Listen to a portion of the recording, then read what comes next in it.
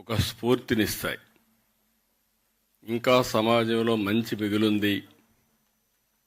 దానికి మీరు ఒక ఎగ్జాంపుల్. మీరంతా ఎన్ఆర్ఐగా మీరు వెళ్ళారు.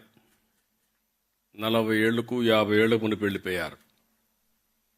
వెళ్ళిన తర్వాత కొంతమంది అయితే మర్చిపోతారు, జన్మభూమిని మర్చిపోతారు. ఈ రోజుల్లో తల్లిదండ్రులు కూడా మర్చిపోతున్నారు. అలాంటి వాళ్ళు ఉండే ఈ సందర్భంలో మళ్ళీ మీ చదువుకున్న కాలేజీని గుర్తుపెట్టుకుని దీనికి 1981లోనే ఒక ఆర్గనైజేషన్ జిమ్ఖానా ఏర్పాటు చేసి ఇంత పెద్ద ఎత్తున సహాయం చేసిన మిమ్మల్ని అందరినీ మనస్ఫూర్తిగా అభినందిస్తున్నా. Congratulations, extraordinary work.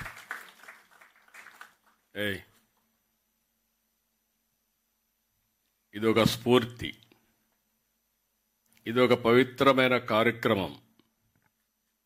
ఇలాంటి పవిత్రమైన కార్యక్రమానికి ఒక స్ఫూర్తిదాయకంగా చేసిన మిమ్మల్ని అందరినీ మనస్ఫూర్తిగా అభినందిస్తున్నా.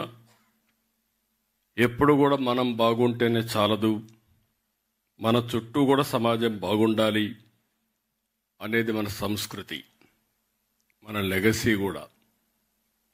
ఈ వారసత్వంలో మనం చూస్తే ఎప్పటి నుంచో కొంతమంది ముందుకొచ్చి పాఠశాలలు కట్టారు, ఆసుపత్రులు కట్టారు, దేవాలయాలు నిర్మాణం చేశారు, సత్రాలు కట్టారు, ఆట స్థలాలు ఇలాంటివి ఏర్పాటు చేసి పెద్ద ఎత్తున విరాళాలు ఇచ్చారు.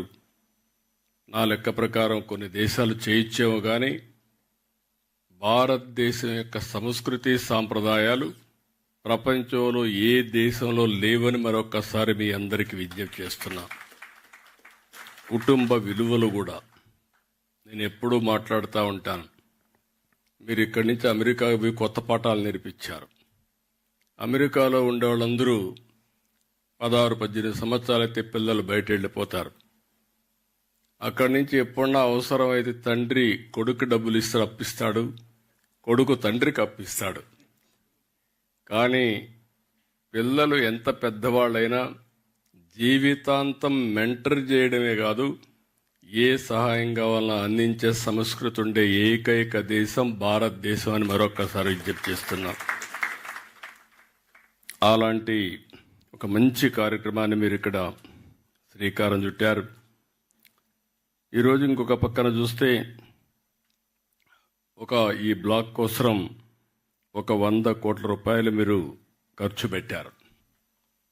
అది చూసినప్పుడు నాకు అనిపిస్తుంది, ఇక్కడ చాలామంది ఈ మధ్య కాలంలో మీరు ఒక పక్కన ఇప్పుడే చంద్రశేఖర్ గారు ఒక మాట అన్నారు, 100 కోట్లు పెట్టడమే కాదు, మళ్ళీ దీన్ని మెయింటైన్ చేయాలంటే కొంత అమౌంట్ మొబిలైజ్ చేసి శాశ్వతంగా మీ మార్కు గుర్తుండే విధంగా మీరు చేయడం కోసం అలాంటి కార్యక్రమాన్ని కూడా చేశారు.